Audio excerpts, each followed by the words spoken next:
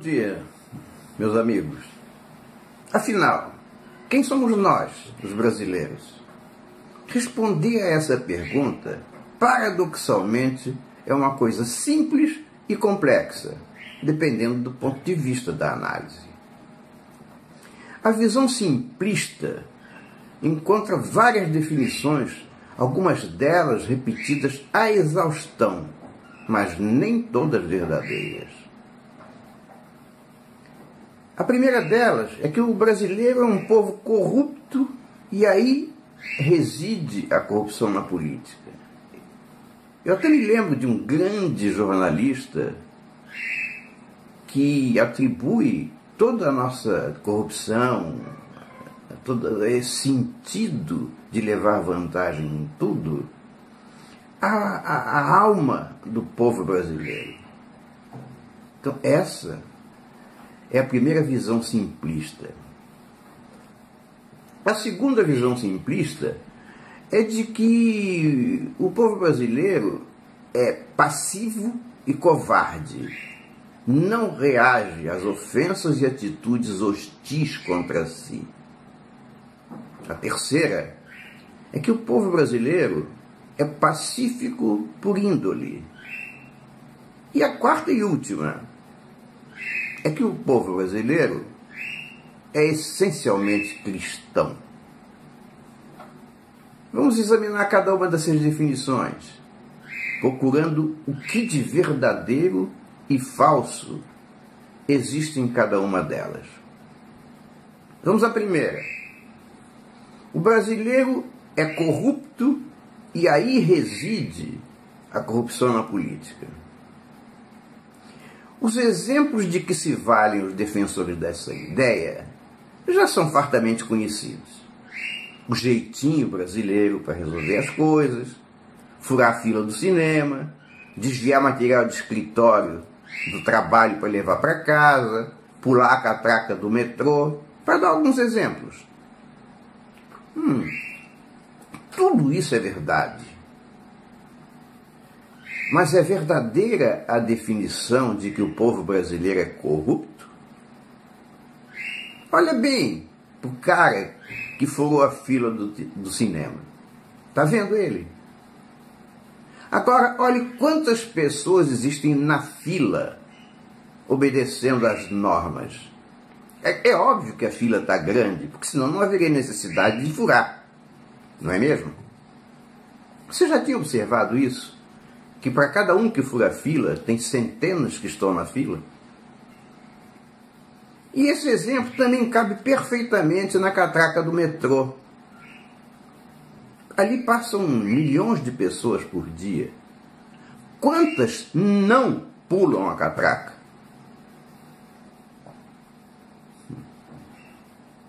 Pensaram? Na verdade, os que chamam a nossa população de corrupta se valem dos exemplos das exceções e não da regra. Se olhassem para a regra, pensariam diferente. Agora vamos ver a pessoa que usou alguma artimanha para burlar o imposto de renda. Será que, no fundo, essa pessoa pensa em ser desonesta? Ou será que ela está cansada de pagar uma exorbitância de impostos para ver o dinheiro público escorrer pelos dedos da corrupção, que deveria, ao invés disso, transformar os impostos em benefícios para a população? Então, vamos combinar. O nosso povo é basicamente honesto. Culpam-nos pelas exceções, até porque essas são sempre muito mais visíveis. No segundo tópico, o brasileiro é passivo e covarde, não reage às ofensas e atitudes hostis contra si. A internet está cheia de pessoas que dizem isso, com base na reação do povo às ofensas e atitudes hostis que claramente são lançadas diariamente pela nova ordem mundial e suas marionetes aqui no país. principalmente os políticos. Isso é verdade. Mas não seria exatamente isso aquilo que permeia a nossa nacionalidade desde sempre? Não seria isso a obediência aos ensinamentos de Jesus para dar a outra face? Sim, porque embora muitos possam não concordar, o nosso povo respira o cristianismo. O nosso nordestino jamais se volta contra Deus quando a chuva não cai, embora isso o leve muitas vezes ao desespero com a vida. Não. Aquele povo ainda se volta para os céus e clama por Deus, complementando ainda: se for a vossa vontade. Mesmo o povo que, embora claudicante, dá a outra face, também sabe que Jesus brandiu o chicote contra os vendilhões do templo e brandirá o seu próprio chicote quando identificar os vendilhões do Templo Brasil. Não duvidem disso.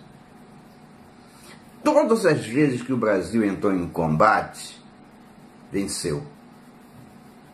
E sempre a vitória foi seguida pela misericórdia ao inimigo abatido.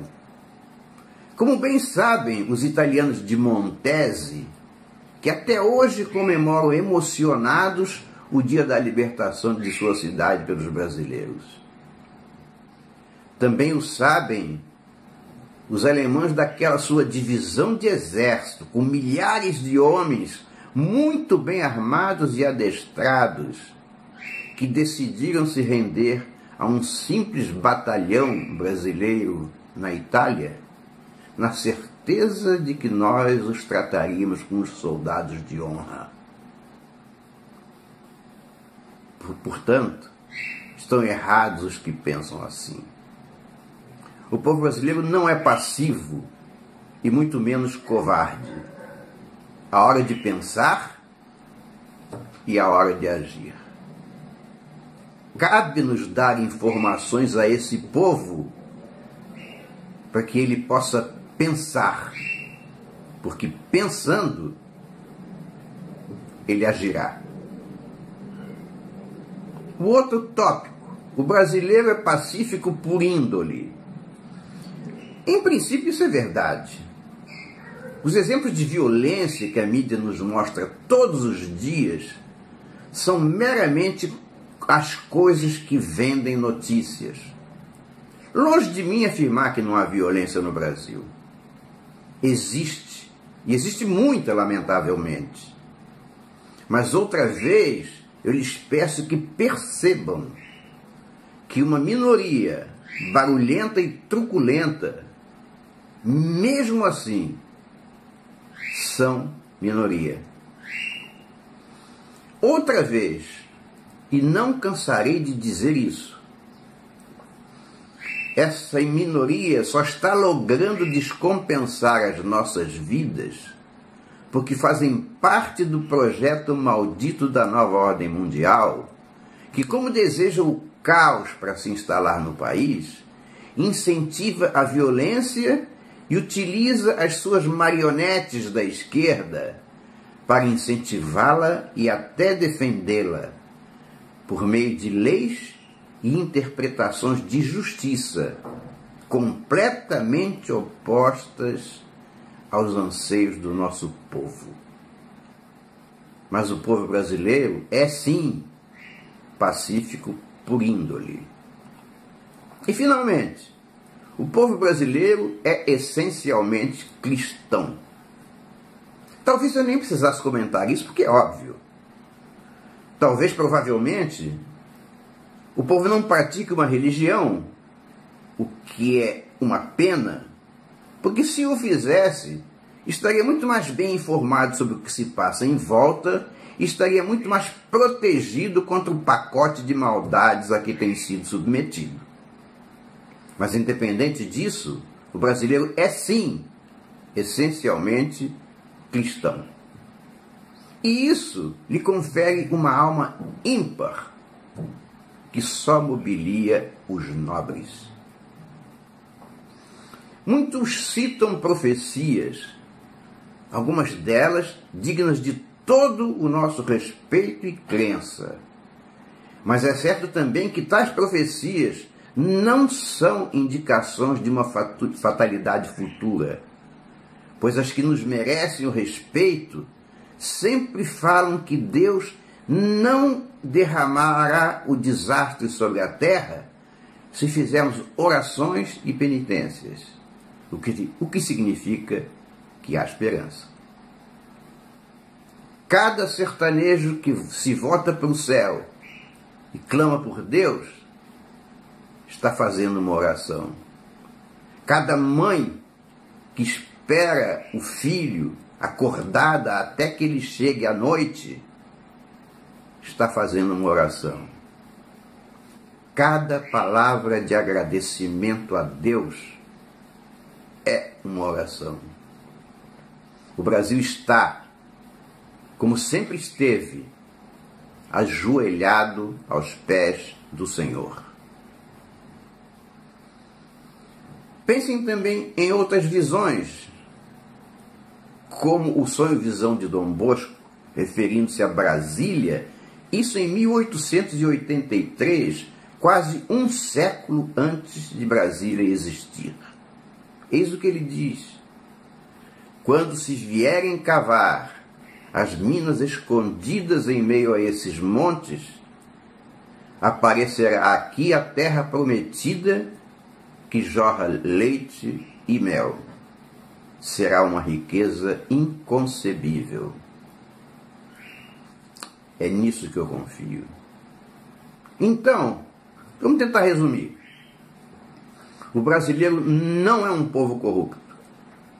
O brasileiro não é passivo e muito menos covarde. O brasileiro é pacífico por índole. E o brasileiro é essencialmente cristão. Agora vamos voltar à política. Nós sabemos que a mídia não informa, pelo contrário, desinforma, como ocorre hoje com as novelas escolhidas a dedo para mostrar os dias como eles não eram. Nós sabemos que o nosso povo, coitado, nos rincões longínquos dessa terra de Santa Cruz, tem muito pouca chance de conhecer a verdade. A luta pela vida ocupa quase todo o tempo, e o pouco tempo que resta é dominado pela propaganda globalista. Então, como chegar nele? Como chegar no povo? Mostrando de que lado Deus está, porque é nele que o povo acredita desde sempre e continuará acreditando sempre. As igrejas precisam divulgar o plano satânico da nova ordem mundial. E todos precisamos conquistar as mentes que nos estiverem ao alcance, mostrando sempre que os globalistas, cujo veículo principal no Brasil é a esquerda, têm como objetivo derrubar Jesus de sua cadeira junto ao Pai, substituindo-o pela mentira da Mãe Terra, com base em uma fraude, o aquecimento global e o politicamente correto. Talvez seja difícil a abordagem desse assunto, que é tão complexo, junto a pessoas simples. Mas não é só a mentira, quando repetida 1000 vezes, que toma ares de verdade. A verdade também, repetida 1000 vezes, acabará por fazer o povo pensar. E quando o povo pensar, ele vai agir. Compreendam a importância de formar pequenos grupos de discussão. Eu estou cansado de dizer isso. Talvez vocês não tenham experiência, vivência, ideia, a menor ideia de como isso vai longe. Vai muito longe. Pelo menos tente. E saberão como a verdade se espalha como um rastilho de pólvora.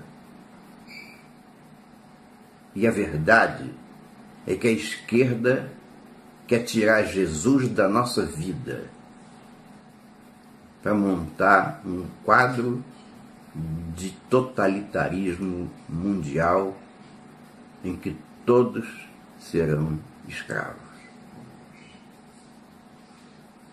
Até a próxima.